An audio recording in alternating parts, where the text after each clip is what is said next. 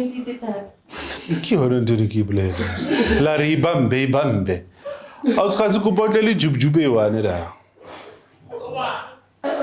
Ke boleletse ka re ka tara re bambe. Re bambe. Ka tsenu wa chika ba. Ashu. Hey one fella khaitsedi. Thank you. So because first one, second one now Kako para start. Sorry, happy guitar. Okay. Hara thama ko matama. 3, 2. Greetings everyone. Welcome to this week's episode of Circles and Squares. It's a soul fit. My name is Mkhulu Makanya and I'd like to pass my happy greetings to everyone and hoping you are fine, hoping your kids are fine, hoping you're safe from wherever you may be. Thank you so much for tuning in. Today we're going to talk about the spiritual marketplace. What is the spiritual marketplace? It is a space and a place where all practitioners of spirituality are selling one thing or the other. Methods of praying, spiritual information, knowledge, / education, spiritual tools, things that you can take up to assist you in your spiritual journey, like Bible, like book, like crystals, water, the type of maybe attire, uniform that you wear, as you can see how I look today. Basically spiritual items that help enhance or empower your spiritual experience. People are also selling ideas, what to do next, how to treat yourself, methods of treatment. People are selling that as well. And so I would like us to be aware that we could all be on a spiritual path. But I often like saying that we could all be on a spiritual path, but we don't necessarily need the same thing. In as much as we are the same, we are not necessarily the same. And in as much as we are not the same, we are the same. It is for that reason that we make use of the same elements. For example, we all make use of water, but we will not necessarily make use of water the same way. We can all go to the mountain to pray, but we will not go to the mountain to pray at the same time, the same way. And so this video seeks to help and hopefully empower someone that is walking their spiritual path and they find themselves trying out everything, trying out moving from one practitioner to the next, trying out different healing methods without necessarily knowing what to focus on. So when you walk into a market like any other, it's very important that you identify your needs. What is it that you need? What is it that is going to work for you? But those questions, you cannot answer them until you begin to focus on the self.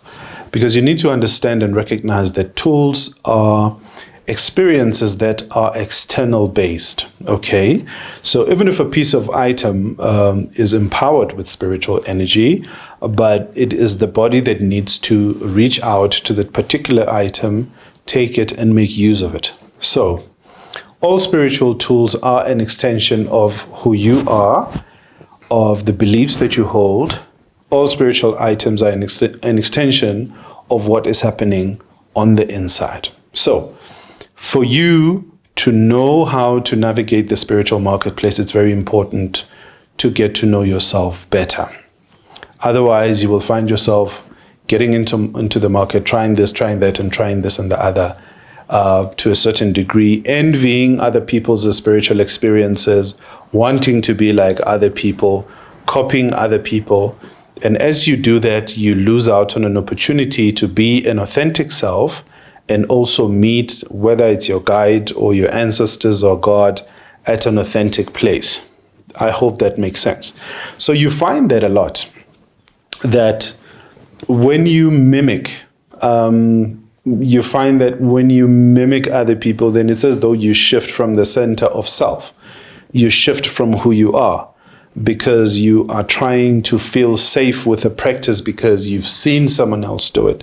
So how do we get to a place where, number one, we are able to confidently identify what our needs are? Number two, to be confident in the decisions that we take when you decide that, okay, so because of what I'm going through or because what I saw with me, then I'm going to perhaps go to the caves and meditate over there. Or I'm going to buy book X and Y because I believe that these two pieces of books will be able to enrich my spiritual experience. The first thing that I'd like to mention is the importance of observing, if I may call it, personal spiritual practices, okay? Or personal spirituality, as it were. So you obviously find personal spirituality, which has got to do with me and my private time and what I do in my private space with God, or doing spirituality alone, right? And then you get community spirituality, meaning spirituality that you would probably do with friends or people that you could be on a path with. If you belong to a religion, people that you go to mosque with or to church with. Now that becomes spirituality in community, okay? So what we're looking at today, it is personal spirituality. So what personal spirituality speaks to? It speaks to your life experiences that you are going through, okay? So I've seen it with myself oftentimes that I expect God to be something of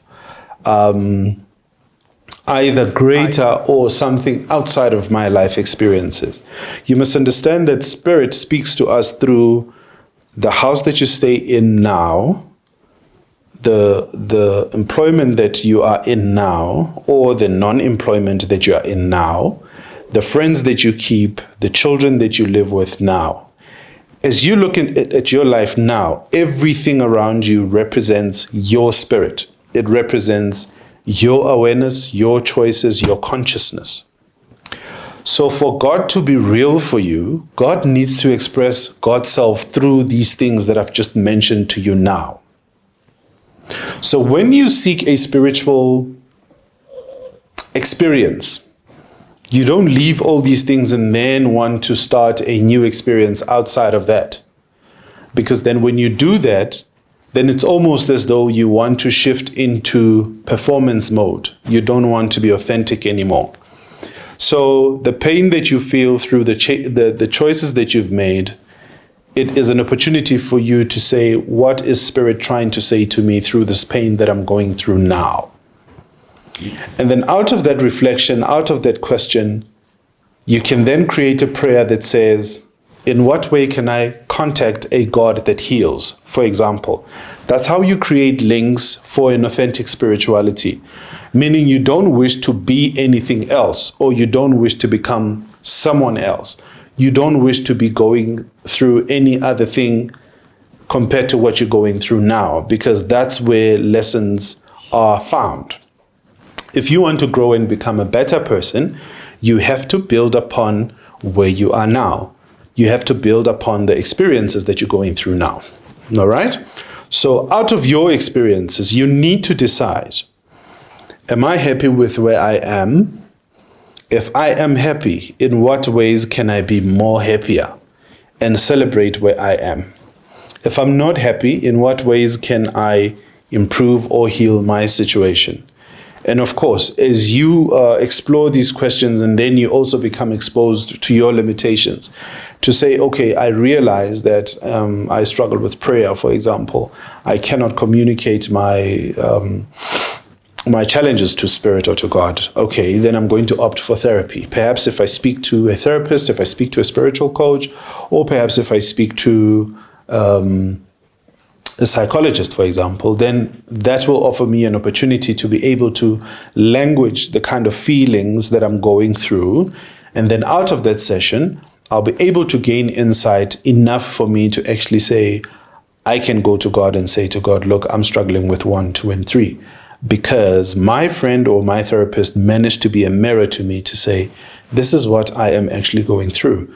And out of that prayer experience, you are able to say, okay, in order for me to heal this 100%, chances are I might need to see a healer who's going to recommend 1, 2, and 3 for me. And then after you do that, you will go see your healer, for example, to say, okay, I'm struggling with addiction. I'm struggling with time wasting. I struggle with overeating. I struggle with procrastinating, for example. So what can you recommend for me to be able to heal all these energies that are serving purposes of creating blockages in my life? And then a healer will be able to say to you, okay, in order for us to fix this, we need to recommend 1, 2, and 3.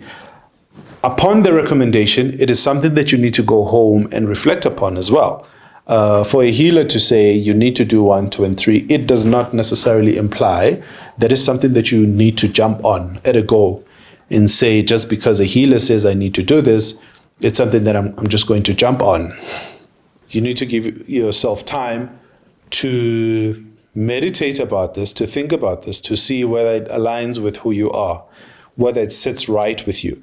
Because it doesn't matter what we're going through. The heart will always tell you if something is in line with who you are.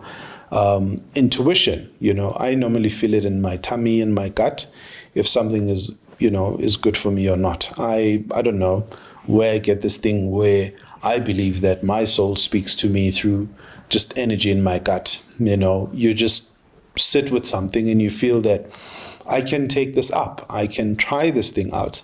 And if it does, and then you take it up. When you feel comfortable with the thing, and then you take it up.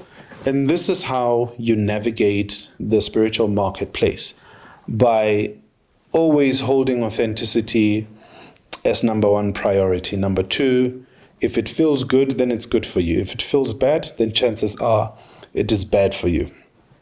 And that's how you navigate the spiritual marketplace.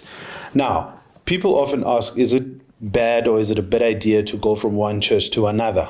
Number 1. Sometimes people would ask, is it a bad idea to hop from one healer to another? So there's no straight yes or no to the answer, but I think the question will always be, what are you up to? What are you trying to achieve moving from one church to another, for example? Or if you're going to consult with various healers, what are you up to consulting with various healers? For example, you could consult with 2, 3 healers if you want to confirm a certain revelation. People get told, yeah, you have a calling to get initiated in order to become a healer, for example. But we need to verify that indeed the revelation is true, it's coming from a correct source, it is a path that is in line with my life, the reason why I was born. And then you would then consult with 1 or 2 healers or 3 healers in order to find confirmation. But you don't consult with a lot of healers, for example, as a way of running away from the truth, or as a way of trying to avoid the truth or the revelation. Because sometimes when someone tells you something and it's true, you don't need another person to confirm it for you. You just feel it. So if the goal it is indeed to confirm what we are not sure about, then sure, you may do that. But it is not a method of wanting to run away or to avoid the self. And then you hide behind the church, or you hide behind crowds, or you hide behind, revelations from healers to say that you need to, for example, get initiated. So it is always important for you to be honest with yourself in order to navigate the spiritual marketplace in a safe way. So in a perfect world, you want to go into community carrying personal experience. It would be good for you to go into community with your own set of contributions, so that you bring your part, I bring my part, and we put it all together. And out of that, obviously, it creates more revelation or more light, and we can both benefit from it. But reality is that you do get people who are not necessarily courageous enough to face themselves, as you put it. Some people are just plain lazy to do personal work. So it's much easier to hide behind people. It's much easier to hide in spiritual communities instead of facing the self. That can work to a certain point. But what happens, for example, when I started, I did say that in as much as we are the same, we're different, or in as much as we're different, we're the same. So what happens when the resources from the community run out? Because you still have to come back to the self, because my story and your story aren't necessarily the same. So you can only hide so much, you can only run away so much. But ultimately, you have to ask questions that pertain to your spiritual story, your spiritual history. What other people call karma.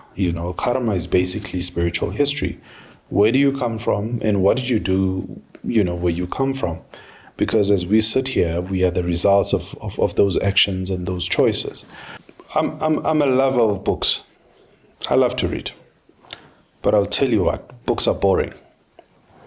It's boring to read. So I decided I'm going to read because it's necessary, not because it's fun. You see, you get people who love to read, who enjoy, and I'm not those people. I read because it's necessary, not because it's nice. I'm not sure whether people who enjoy academics enjoy studying, but me, I never enjoyed studying. Books are boring. But you do it because it's necessary. So, same principle for me applies when it comes to spiritual practices and rituals. Number one, it's always important to ask questions as to what is this? What is the purpose of this? And what goal are we trying to achieve? I think because it's spirituality, then people sometimes are afraid to ask as to, for example, when you recommend a particular ritual to say you must slaughter. Why must you slaughter? Why must you slaughter a chicken and not a cow? Why must you slaughter a cow and not a goat? What is the purpose of blood? What purpose does blood serve? After we slaughter the animal, what happens to the life of the animal? So those are the questions that you need to ask. Fair enough, those questions come from the ego. Those questions come from your conscious mind. And the conscious mind will always try to get in the way of doing something that takes your life forward. However, when we have done that entire homework, we need to come to a decision to say, now that we have gained an understanding of how this works, we need to be willing to make the shift to do what needs to be done. Because if you've got your facts right and you're told that, for example, chicken changes things. If you want to change the situation, you slaughter a chicken, for good or bad. So if things are good and you slaughter a chicken, things are going to go bad. If things are bad and you slaughter a chicken, things are going to go good. So bird blood does that. It changes things. So you'll decide. But of course, that is not the only way. There are many ways of changing the course of reality, you understand. So do your homework and open your heart to say something's really... That's why it's called a sacrifice. It's very rare that you'd find a sacrifice that feels comfortable. So it is what it is. So if you go to, top of my head, if you go to Egypt now, you'll find that on the walls are written and the stuff recorded on the walls. Everything from magic spells to knowledge to astrology is recorded on the walls. If you go to Mpumalanga now, you'll find Ndebele people have got their geometrics painted on the walls, right? So the ancients or the spirit world understands the power of symbolism. So these cloths that we wear, this is symbol, okay? Yes. So as you see this thing every day, it literally gets imprinted, obviously, into your conscious mind. And then as you see it every day, it gets imprinted on your subconscious mind. Now, the symbol is going to trigger certain responses, or it is going to align with certain frequencies in the subconscious, and then that trigger frequencies in the spirit world that then ultimately trigger certain responses from there. So that's what these symbols basically mean. These are languages of the subconscious mind. Because you'll remember that in the olden days, we never used to learn through reading. We learned through symbols. They would just encode a symbol in a particular way, and then you just looked at it all the time. And as you do that, then it triggers certain activities in the brain, and then you would then have the result that you want, whether you're trying to have someone behave in a particular way, or you're trying to get someone to get in touch with certain realities, for example, or to draw a certain event towards you. It is the same principle that is used in the West when they speak about sigils, magical sigils. When you speak about a certain symbol, that when you focus on the symbol for long enough, then it triggers certain, you understand. So because the people from which we inherited the gift of healing are people who lived, they had livestock, for example. To be a king, you had to wear something like this, or leopard skin, animal skin. So this is just a reenactment of that, to say when you've got this symbol, then it is more likely to vibrate with energies of people who used to, you understand, connect with these animals, for example. So that's where they come from. Because when you speak about culture and tradition, you're speaking about an experience that evolves. It's not stuck in a particular time frame. So there was a time when, in all fairness, we were not wearing goat skin. We wore proper clothes. We wore fabrics, because we used to trade with people like Arabs. With nations like Arabs. And so we wore proper cotton and we wore clothes, you understand. And then we evolved past that, or devolved, I don't know how you want to look at it. And then we had to wear animal skin, for example. And then we went past that phase, and then here we are again wearing fabric. So when you speak about our ancestors and what they like and what they prefer, and symbolism that is attached to them, for me, it's a relative question. Which time frame are you referring to? You see that. So yeah, I think this would be a good question for someone who's doing PhD. Please credit me. So scenario number one is that, or rather logic/rationale idea is that if a white person can take a portion of a herb, mix it with other thing, create a pill, put it on the shelf, and you take the thing and it heals you, why can't you take the herb and put it on the shelf and sell it to people to buy it for themselves the same way that they buy a pill and then treat themselves? There's that rationale, right? Scenario number two, healers get trained on how to handle herbs and how to treat herbs in order to preserve the healing energy of the herb. So for example, there is moringa that is planted in Gauteng, and there's moringa that is planted in Limpopo. And the moringa grows under different circumstances, under different weather. The potency is not the same. There are some herbs you need to plant or harvest them during certain times. Some during full moon. That's where you are able to get it at its peak in terms of its potency. Yeah. Some herbs really require someone to be naked when you harvest them. Some herbs require of you to contribute money. You need to put like coins when you harvest the herb,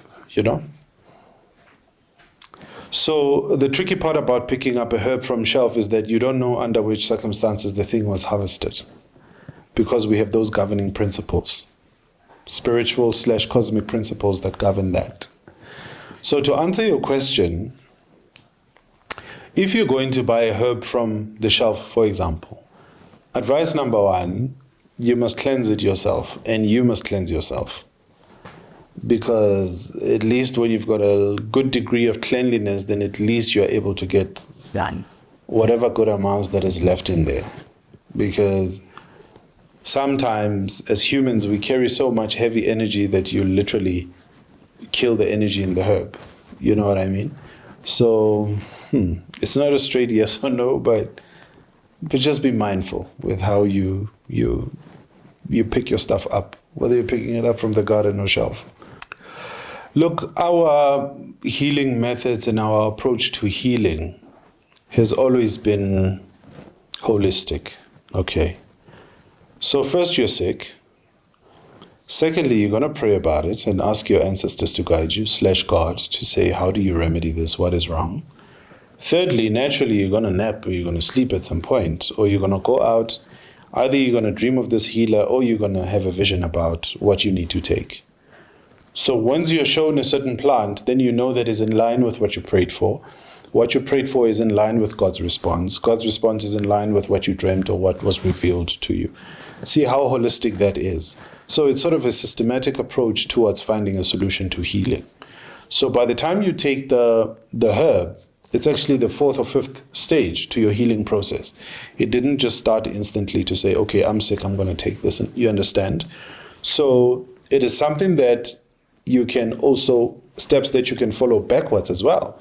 So you've been shown this herb, and then you're going to take it, and then it probably makes you worse. So when it makes you worse, you know it's one of the two things. Either your body's rejecting this thing because it's not in line with who you are, or when the disease leaves your body, it needs to make you suffer a bit, because all demons, when they leave, they fight back. So you know it's one of those two things, right? And then when it doesn't work, you're able to trace your steps to say, but ancestors, this was the guidance. Why is it this thing doesn't work? And then you're able to correct it. You see that? But now if you're going to leave your house and come here and ask for a herb, and then I give you, and then it makes you sick, then you have a problem. Especially if I happen to be a healer, for example, that is not big on counseling, to say, why are you here? When did this thing start? What did you eat? Etc., etc.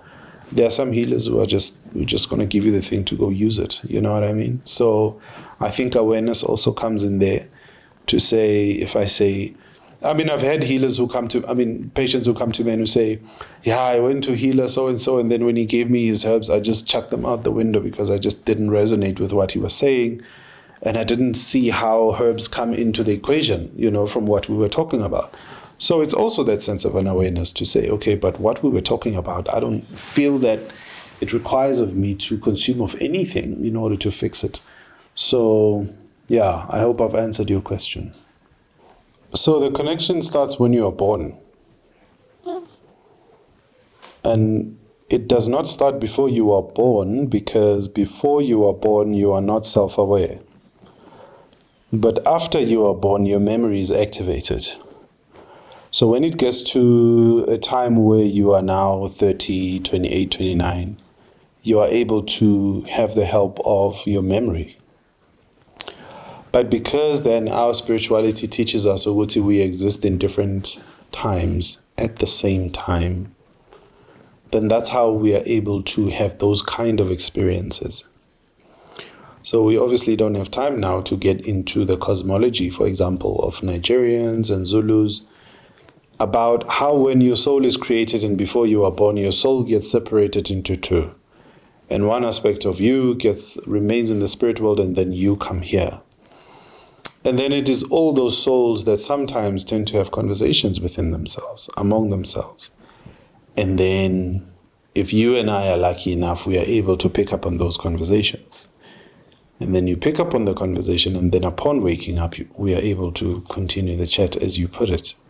So to answer your question, it starts when you are born, because that's where memory gets activated. And then after you die, it continues, because the one that's left behind carries the memory of you, evokes you through their memory, and then the conversation would continue. So what you are seeing is always affected by where you are standing. Does it make sense? So you and I can both look at an elephant, but because of where we're standing, we're going to describe it differently. So chances are this person manifests as a 30-year-old, maybe because you're 30. You see? And you are more likely to feel comfortable with that picture of a 30-year-old speaking to you compared to an 80-year-old. Perhaps when he comes when he's 80, he's going to burden you. If you live in a day and time of social media, you're probably going to create some story about you are the chosen one, just because an old person spoke to you. Sometimes we tend to attach so much imagery to the spirit world. Sometimes it's really crazy. So I think it has more to do with where you're standing and where you are than about them. Thank you so much for joining us in today's episode of Circles and Squares. It's a Soul Fit. I do trust that I will see you again next time. Remember, to subscribe, to press like, to press the notification button. Follow us on our social media platforms, Instagram, Facebook, and TikTok. Mkulu M. Kulu Makanya. See you next time. God bless.